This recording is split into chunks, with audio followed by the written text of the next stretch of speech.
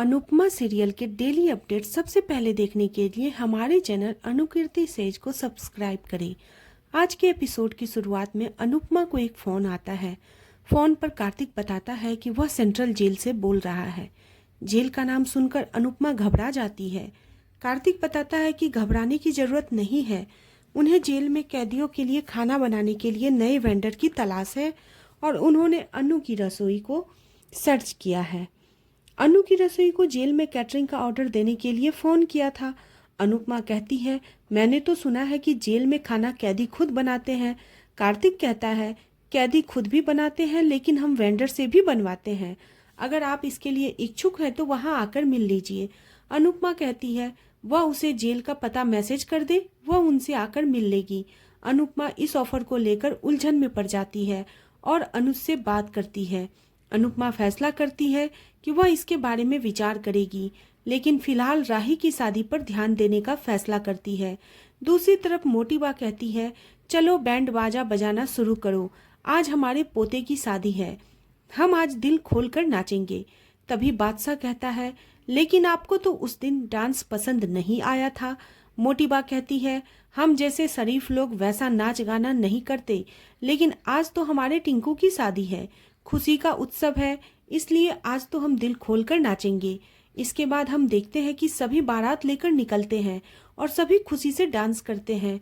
इधर लीला राही से कहती है, शादी की परंपरा के अनुसार घर के कोनों में दीप जलाएं। तभी अंश उन्हें टोकता है। अंश राही को रिकॉर्डिंग डिवाइस देता है और कहता है, इसमें आपकी आवाज़ रिकॉर्ड करनी है, इसमें आप हम सबके लिए नाम बोलेंगे और अपना हंसना डांटना चिल्लाना सब इसमें रिकॉर्ड करोगी। इसके बाद राही सबके नाम लेती है और अपनी आवाज़ उसमें रिकॉर्ड करती है।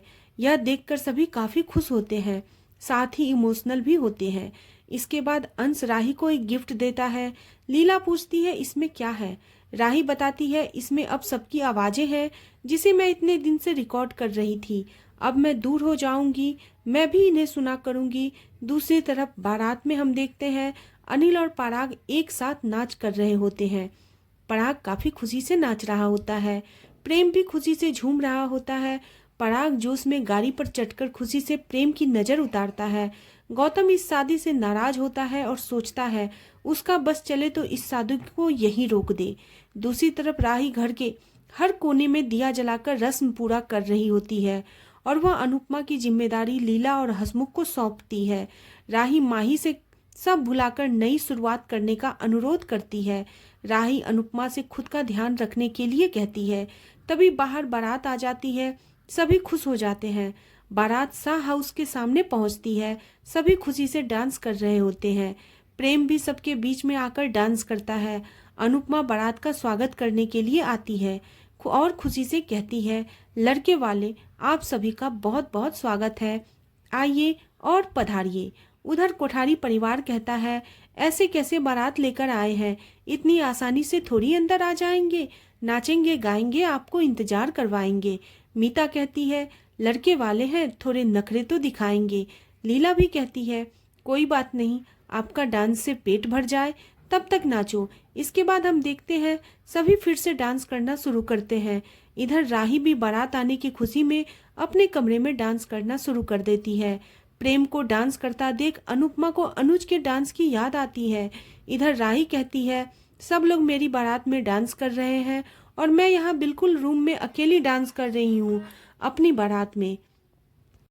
मुझे भी अपनी बारात में डांस करना है, लेकिन क्या करूँ, बा ने मना कर दिया है, शादी मेरी है, बारात मेरी है और मैं रूम में बैठी हूँ, यह तो गलत बात है। राही अकेले ही कमरे में झूमती है। दूसरी तरफ डांस करते समय गौतम प्रार्थना को तंग करता है। प्रेम स्वागत के लिए अंदर आता है।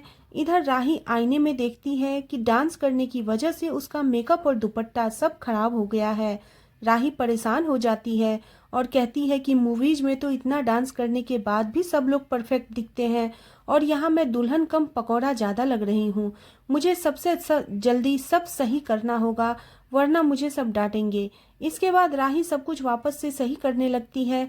दूसरी तरफ अनुपमा प्रेम का स्वागत करती है और उसकी नज़र उतारती है। अनुपमा जैसे ही प्रेम की नाक खींचने लगती है, प्रेम पीछे हो जाता है। अनुपमा कहती है, तुम्हारी नाक तो मैं खींच कर ही रहूंगी। प्रेम मजाक में कहता है, नाक खींच लेने से नहीं होता कुछ भी, मम्मी कान खींच लेगी। उधर से राजा प्रेम से कहता है, यह तेरी कोठारियों की नाक का सवाल है, खींचने मत देना। उसके बाद बहुत मशक्कत के बाद अनुपमा अंत में प्रेम की नाक खींच ही लेती है।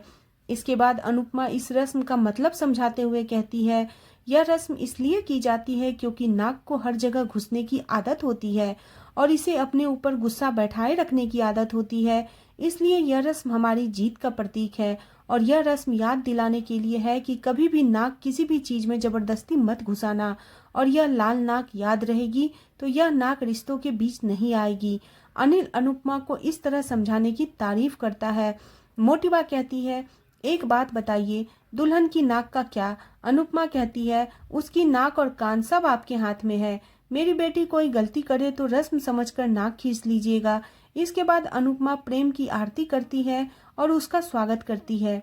सभी अंदर आते हैं। अनुपमा सभी का हाथ जोड़कर स्वागत कर रही होती है। इस दौरान गौतम अनुपमा को नजरअंदाज करता है, लेकिन अनुपमा इस पर ध्यान नहीं देती और सोचती है राही के विदा होने से पहले वह हर खुशी जीना चाहती है। दूसरी तरफ राही मेकअप सही करके खुद की नजर उतारती है। तभी राही कहती है, अचानक मेरा दिल इतनी जोर से क्यों धड़क रहा है? शायद इसलिए क्योंकि आज मैं पूरी तरह प्रेम की हो जाऊंगी। यह सोचकर राही बेहद खुश होती है और आईने में देखकर कहती है, मेरी खुशियों को किसी की नजर न लगे। इसके बाद राही बेहद खुश होकर कहती है, आज मेरी शादी है। यह कहते हुए वह गोल गोल घूमती है और तभी वह गिर जाती है। इधर प्रेम मोटी से कहता है, आपके पोते की शादी का मंडप कितना सुंदर लग रहा है। मोटी कहती है, हाँ, मंडप भी और स्वागत दोनों हमारी उम्मीद से बहुत ज्यादा है। तभी प्रेम अनुज की तस्वीर के पास जाता है और बात करता है। प्रेम कहता है, मैंने आज आपकी शेरवानी पहनी है, शायद आप इसमें बहुत ज्यादा अच्छे लगते होंगे, लेकिन मुझे यह ऐसे फिट आई जैसे यह मेरे लिए ही बनी हो। प्रेम अनुज की शेरवानी और उसकी बेटी राही के लिए धन्यवाद कहता है। इसी बीच पराग चिंता जताता है, अनुपमा की ज्यादा दखल अंदाजी कहीं प्रेम और राही के रिश्ते को खराब न कर दे। ख्याति अनुपमा का सपोर्ट करती है और कहती है, वह ऐसी नहीं है। पराग उम्मीद करता है, काश ख्याति की बात सही साबित हो और उसका डर गलत निकले। इधर अंश बाबूजी और गौतम के व्यवहार पर चर्चा करते हैं। बाबूजी कहते हैं कि गौतम का रवैया ठीक नहीं है। अनिल और मीता यह सुन लेते हैं, लेकिन इसे मजाक में लेते हैं और खुद उनके साथ हंसते हैं। इस बीच प्रेम राही के बारे में पूछता है। परी और ईशानी बताती है कि अभी थोड़ा और इंतजार करना होगा। इसके बाद प्रेम माही से बात करता है और उसे कहता है, एक नई शुरुआत करने के लिए शादी सबसे अच्छा मौका होता है, तो वह सब भूलकर नई शुरुआत करे और खुश रहे। इधर अनुपमा काम की टेंशन ले रही होती है, अनुज को याद करती है। अनुपमा अनुज से कहती है, जब भी उसे टेंशन होती है उसे अनुज की बातें याद आ जाती है। इसके बाद मोटी बा अनुपमा से बात करती है और मोटी बा अनुपमा को अपने पुरखों का आसन देती है और कहती है, इसे वेदी पर बिछाने के बाद सारी रस्में कीजिएगा, यह हमारे लिए बेहद अनमोल है। यह इधर उधर नहीं होना चाहिए वरना हम बर्दाश्त नहीं करेंगे। अनुपमा घबरा जाती है और उनसे आसन लेती है। अनुपमा इस जिम्मेदारी को गंभीरता से लेती है। अभी तोसु आता है और कहता है अनुपमा से, उसने सब सुन लिया है और वह इस आसन को सही जगह रख देगा। अनुपमा उसे इसकी जिम्मेदारी का एहसास कराती है और कहती है, ध्यान रहे कोई गलती न हो। तोसु आसन लेता है और चला जाता है। इसी बीच लीला अनुपमा से कहती है कि वह राही को शादी की रस्मों के लिए लेकर आए, लेकिन जब अनुपमा राही के कमरे में पहुंचती है तो वहां का नज़ारा देखकर चौंक जाती है और यहीं पे एपिसोड खत्म हो जाता है। अगर आपको एपिसोड पसंद आ रही है तो प्लीज़ चैनल को सब्सक्राइब करें और नेक्स्ट एपिसोड के लिए बने रहे सीरियल अनुपमा में।